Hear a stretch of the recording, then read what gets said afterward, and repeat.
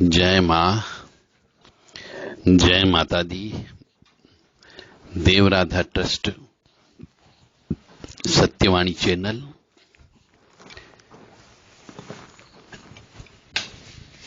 अब धर्म से संबंधित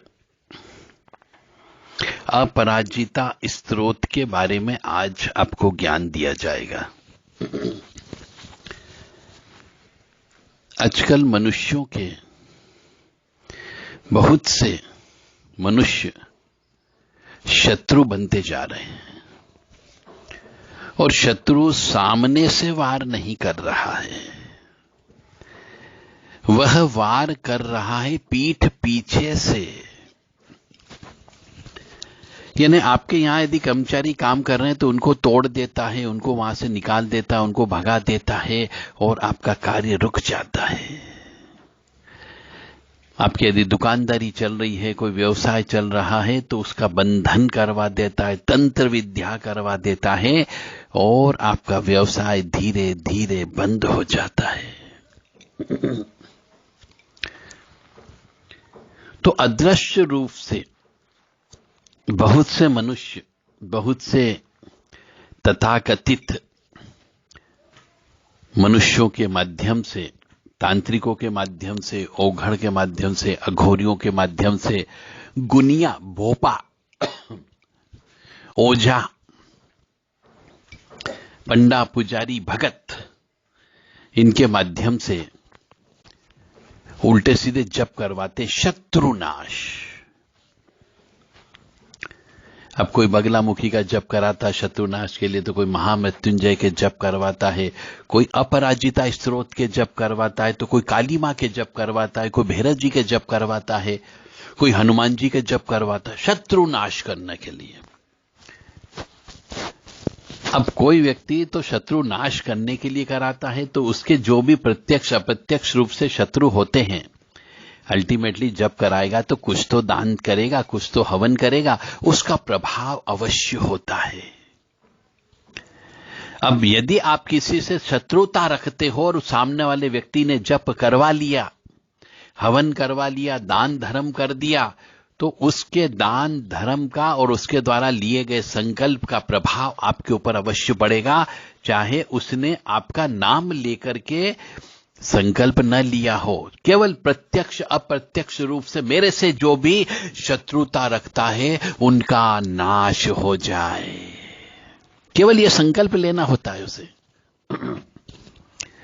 और यह संकल्प लेकर के वह दुर्गा सप्तशती के पाठ भी करवा सकता है, दशांश हवन भी करवा सकता है और शमशान में हवन भी करवा सकता है। परंतु एक बार से काम नहीं चलता, वो व्यक्ति कई बार करता है जब तक कि उसको महसूस न हो जाए कि हां मेरे शत्रु चारों खाने चित्त हो गए हैं।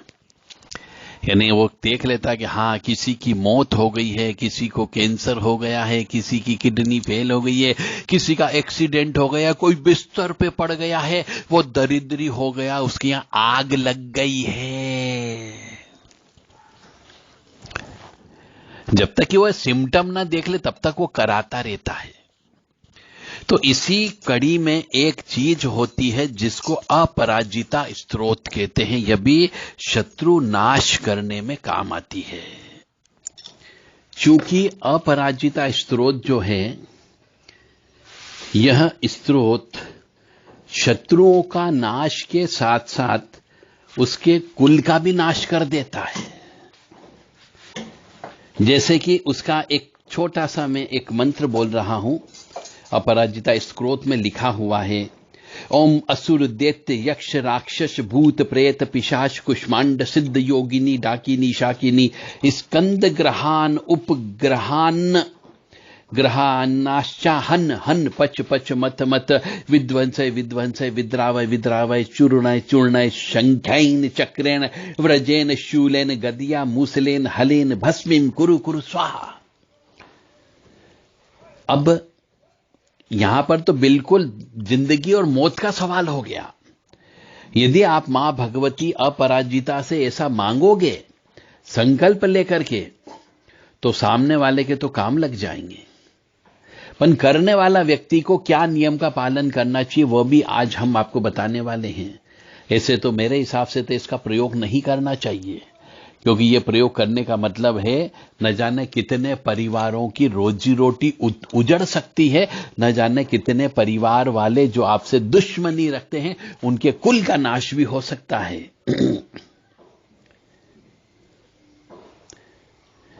क्योंकि इसमें एक और इसका श्लोक बता देता हूं मैं आपको। ओम वासुदेव संकर्षण प्रद्मनम अनिरुद्ध हयग्रीव मत्स्य कुर्म वाराह नरसिंह अच्युतम वामन त्रिविक्रम श्रीधर राम राम राम राम वरद वरद वरदो भव नमस्तुते स्वाहा। ओम सहस्रबाहो सहस्त्र प्रहार युधम जय जय विजय विजय अजित अमित अपराजित अप्रतिहत सहस्त्र नेत जल जल प्रज्जल प्रज्जल वीरविक्ष रूप बहुरूप मधुसूदन महावराह महापुरुष बैकुंठ नारायण पद्मनाभम गोविंदम दामोदर ऋषिकेश केशम सर्व असुरो उत्सादन सर्वभूत शंकर सर्वदुःस्वप्न प्रवेधन सर्वयंत्र प्रभंजन सर्वनाग विमर्दन सर्वदेव महेश्वर सर्वबंध विमोक्षण सर्वहित प्रमर्दन सर्वजर प्रणाशन सर्वग्रह निवारण सर्व पाप प्रशमनम जनार्दन नमोस्तुते स्वाहा। तो ये पाठ करने से और कराने से तो न जाने कितने मनुष्यों का जो प्रत्यक्ष अप्रत्यक्ष रूप से किसी मनुष्य से यदि दुश्मनी रखते हैं तो उनका नाश हो सकता है। तो इस तरीके से यह स्तोत्र भयंकर कठिन भी है और जो पाठ करते हैं उन्हें इसको गुरु से लेना अनिवार्य होता है।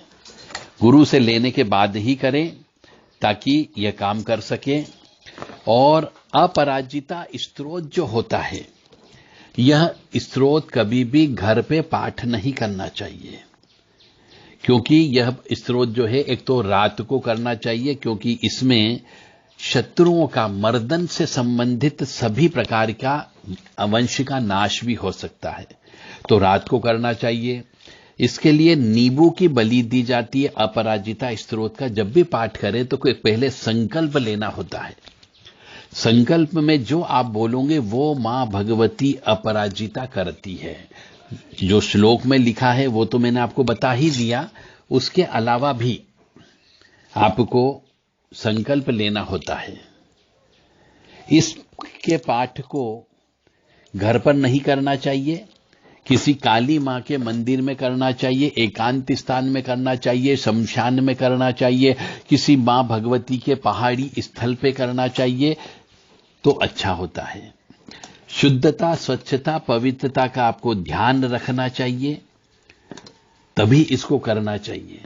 और ये कोई भी पाठ करें उसके पहले कोई भी संकल्प ले या स्तोत्र करें उसके पहले नांदी श्राद्ध कर्म अवश्य कर लेना चाहिए, क्योंकि घर के अंदर यदि किसी प्रकार का सूतक हो जाता है, पातक हो जाता है तो उसका दोष नहीं लगता है, अन्यथा इसका दोष लगने की संभावना हो जाती है, क्योंकि भगवती आपसे परीक्षा भी लेती है।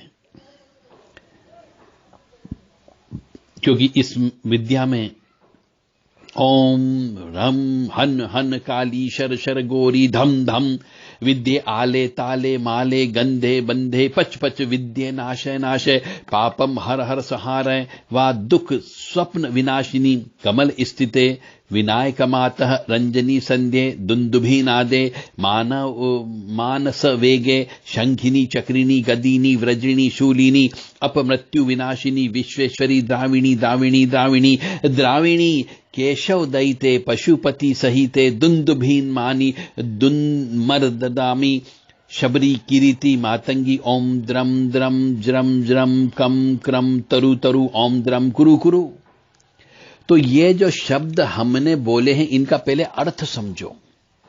अपराजिता स्रोत जो है पहले उसको अच्छे से समझने का प्रयास करो, उसका अर्थ समझो कि हम मां भगवती से क्या मांग रहे हैं, हम मां भगवती का दीपक लगा करके क्या बोल रहे हैं उनके सामने और वो क्या करेगी, और ये करने के पहले आप उसके योग्य हो या नहीं हो वो पहले आपसे परीक्षा भी ले सकती है, और परीक्षा में फेल हो गए तो आप पागल हो सकते हो। अब दूसरों का नुकसान करने के पहले आपका स्वयं का नुकसान भी हो सकता है। इसीलिए अपराजिता स्त्रोत का पाठ जब भी करें, अनुष्ठान करें, पहले आपको नांदी श्राद्ध कर्म करना है, घर पर नहीं करना है। शुद्धता, स्वच्छता, पवित्रता का ध्यान रखना है। रात को ही पाठ करना चाहिए। नींबू की बलि रोजाना देना चाहिए। मां भगवती को रोजाना नींबू की माला अवश्य पहनाना चाहिए और विधि विधान से तिथि, वार, नक्षत्र सभी का ध्यान रखते हुए, बोलते हुए आपको संकल्प लेना चाहिए। हवन दशांश हवन करना चाहिए। हवन भी जो है पीली सरसों से, लौंग से, काली मिर्ची से, काली राई से, जायफल से, अनार से और नारियल से, मैंने जो उग्र स्वभाव वाली वस्तु होती है उनसे हवन करना चाहिए। एक घी का दीपक प्रज्वलित करना चाहिए और एक 4 मुखी वाला सरसों के तेल का दीपक प्रज्वलित करना चाहिए। गलत पाठ बिल्कुल भी नहीं करना चाहिए। जल्दबाजी बिल्कुल भी नहीं पढ़नी चाहिए और किसी से दीक्षा लेकर के ही यह पाठ करना चाहिए। यदि आपने गुरु दीक्षा नहीं ली है और इसका पाठ करते हैं तो फल पूर्ण रूप से प्राप्त नहीं होगा, क्योंकि जो व्यक्ति यह पाठ करता है, चाहे वो घर परिवार का सदस्य करता हो या आप किसी ब्राह्मण से कराते हो, तो यदि उस ब्राह्मण ने इस पाठ की दीक्षा नहीं ली हुई है अपने गुरु से, तो फिर आप इस पाठ का उस ब्राह्मण के द्वारा किए गए कर्म का फल की प्राप्ति नहीं होगी। वो ब्रह्मांड में भटकती रहेगी और आपका कुछ का नुकसान भी हो सकता है। और जब ये अपराजिता स्त्रोत का पाठ करते हैं तो जो ऊर्जा उत्पन्न होती है इसका पाठ करने से, उस शक्ति को, उस ऊर्जा को संभालने की ताकत आपके शरीर में होना चाहिए, आपकी आत्मा में होना चाहिए। यानी आपकी आत्मा इतनी स्ट्रांग होना चाहिए, आध्यात्मिक रूप से स्ट्रांग होना चाहिए। यानी कि आपके द्वारा हवन किया हुआ होना चाहिए, पहले दुर्गा सप्तशती का हवन किया हुआ होना चाहिए, नवाण मंत्र का जप और हवन किया हुआ होना चाहिए, कुंजिका स्त्रोत का जप और हवन किया हुआ होना चाहिए और मां काली की विशेष कृपा होने पर ही आप अपराजिता स्त्रोत का पाठ कर सकोगे खुद। अन्यथा उसके द्वारा ली गई परीक्षा में आप फेल हो गए तो उल्टा नुकसान आपको हो सकता है, जो संकल्प आपने लिया उसके अनुसार। जो अपराजिता स्त्रोत का पाठ करने के पहले गुरु से परमिशन अवश्य ले लें और गुरु से कवच साथ में रखने के बाद ही इसका पाठ करें तो ज्यादा अच्छा होगा। अन्यथा शारीरिक और मानसिक आपको तकलीफ उत्पन्न हो सकती है और ऐसे ही अपराजिता स्त्रोत का पाठ नहीं करना चाहिए। पहले उसको पढ़ करके अच्छे से समझना चाहिए, गलत शब्दों का उच्चारण नहीं करना चाहिए और मां भगवती अपराजिता के जो भैरव जी होते हैं उनके भैरव जी की भी पूजा साथ में करना चाहिए। केवल अकेली माता जी का पूजन नहीं किया जाता है, तो उनके भैरव जी को भी आपको ज्ञात होना चाहिए कि उनकी पूजन कैसे की जाती है, भैरव जी को भोग कैसे दिया जाता है, मां अपराजिता का भोग कैसे किया जाता है और मां अपराजिता का जो पीठ है कहीं पर शक्ति पीठ, वहां पे जाकर के पहले उनको पूजन अर्चन करना चाहिए, भेंट पूजा देना चाहिए, वहां से परमिशन लेना चाहिए, उसके बाद आपको अपराजिता स्त्रोत का पाठ करना चाहिए। अन्यथा गलती हो सकती है, आपका नुकसान हो सकता है, मानसिक पागलपन हो सकता है, शारीरिक दुर्घटना हो सकती है और घर के अंदर अशांति का वातावरण उत्पन्न हो सकता है, क्योंकि मां भगवती अपराजिता केवल अकेले ही काम नहीं करती है, इनके साथ में पूरी सेना होती है। अब पूरी सेना का मतलब हो गया चतुष्षष्ठी योगिनी होती है, षोडश मातृका होती है, सप्तघत मातृका होती है, क्षेत्रपाल देवता साथ में चलते हैं, अष्ट भैरव साथ में चलते हैं और 52 भैरव भी साथ में रहते हैं। इतनी बड़ी इन मां भगवती की सेना है, तो इन सेना को भी आपको साध करके चलना पड़ता है।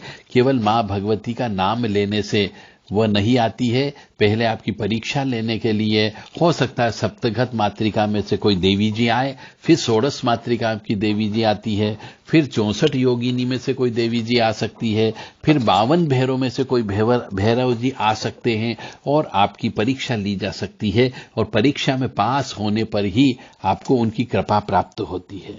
तो इस प्रकार से ये अपराजिता स्त्रोत हर किसी व्यक्ति को पाठ नहीं करना चाहिए, जप भी नहीं करना चाहिए, अन्यथा नुकसान होने की गारंटी ज्यादा होती है। गुरु के माध्यम से करें, गुरु के सानिध्य में रह करके करें, गुरु से पहले इसकी शिक्षा दीक्षा प्राप्त करें, इसके बारे में पूरा समझें कि इनको किस चीज का भोग लगता है, कहां पर भोग लगता है, कौन सी तिथि को भोग लगता है, किस समय पे भोग लगता है, यह सब गुरु से प्राप्त करें। जय माता दी, जय मां कामाख्या। यदि किसी मनुष्य को अपराजिता स्तोत्र की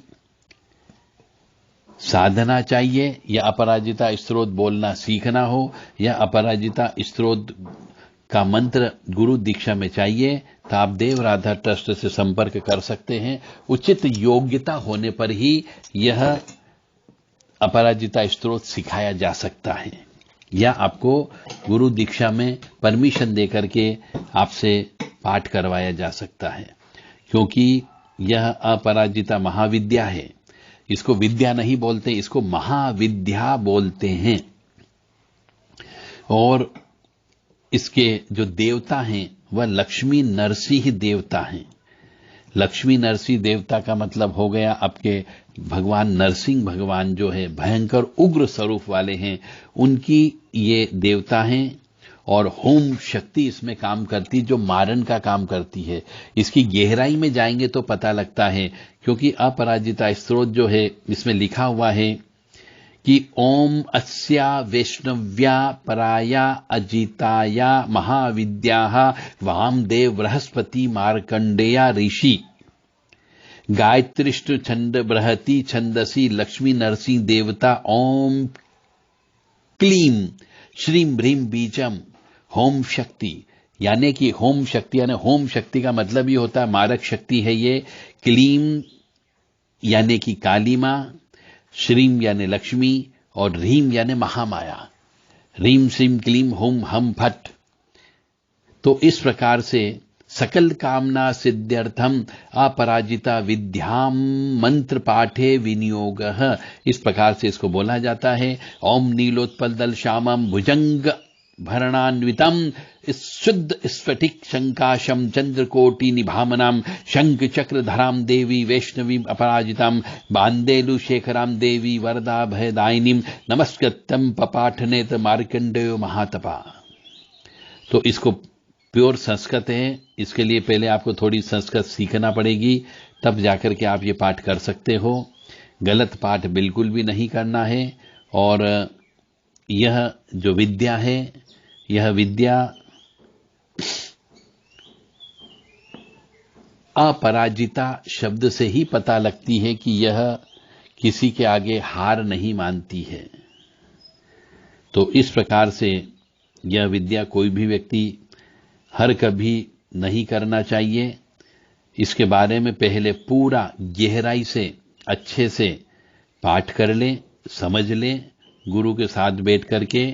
उसके बाद में गुरु के सानिध्य में रह करके गुरु के निर्देशन से यह पाठ करना चाहिए, अन्यथा नुकसान की संभावना बहुत ज्यादा बनती है। ऐसा हमारा अनुभव कहता है और बहुत से व्यक्तियों के मुंह से हमने सुना भी है।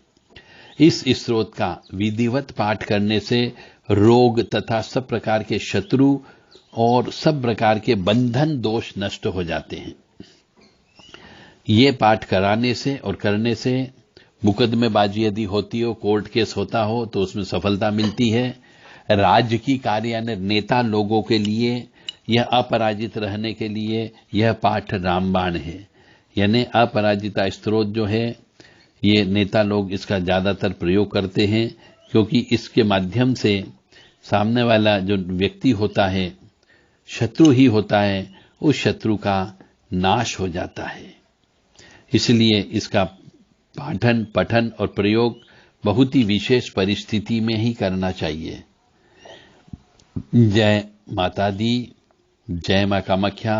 ह्रीम श्रीम क्लीम होम हम फट, ह्रीम श्रीम क्लीम होम हम फट, ह्रीम श्रीम क्लीम होम हम फट, ह्रीम श्रीम क्लीम होम हम फट, ह्रीम श्रीम क्लीम होम हम फट, ह्रीम श्रीम क्लीम होम हम फट, ह्रीम श्रीम क्लीम होम हम फट, ह्रीम श्रीम क्लीम होम हम फट, ह्रीम श्रीम क्लीम होम हम फट, ह्रीम श्रीम क्लीम होम हम फट, ह्रीम श्रीम क्लीम होम हम फट, ह्रीं श्रीं क्लीं हुम हम फट, ह्रीं श्रीं क्लीं हुम हम फट, ओम ऐं ह्रीं श्रीं क्लीं हुम हम फट, ओम ऐं ह्रीं श्रीं क्लीं हुम हम फट, ओम ऐं ह्रीं श्रीं क्लीं हुम हम फट, ओम ऐं ह्रीं श्रीं क्लीं हुम हम फट, ओम ऐं ह्रीं श्रीं क्लीं हुम हम फट।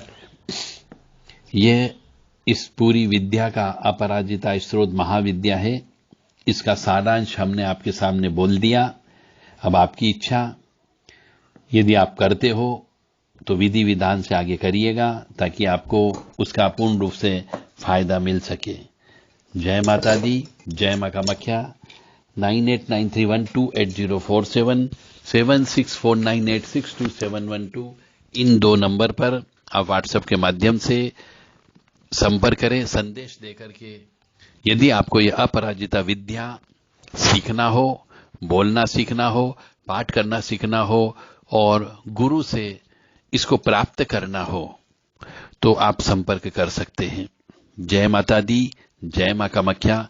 संपर्क करने के लिए पहले अपना नाम पता अवश्य बता दें और अपनी जिंदगी में आपने क्या पुण्य काम किया है वह अवश्य बता दें, क्योंकि जिनके खाते में पुण्य होते हैं उन्हीं को ही यह विद्या दी जाती है। जय माता दी।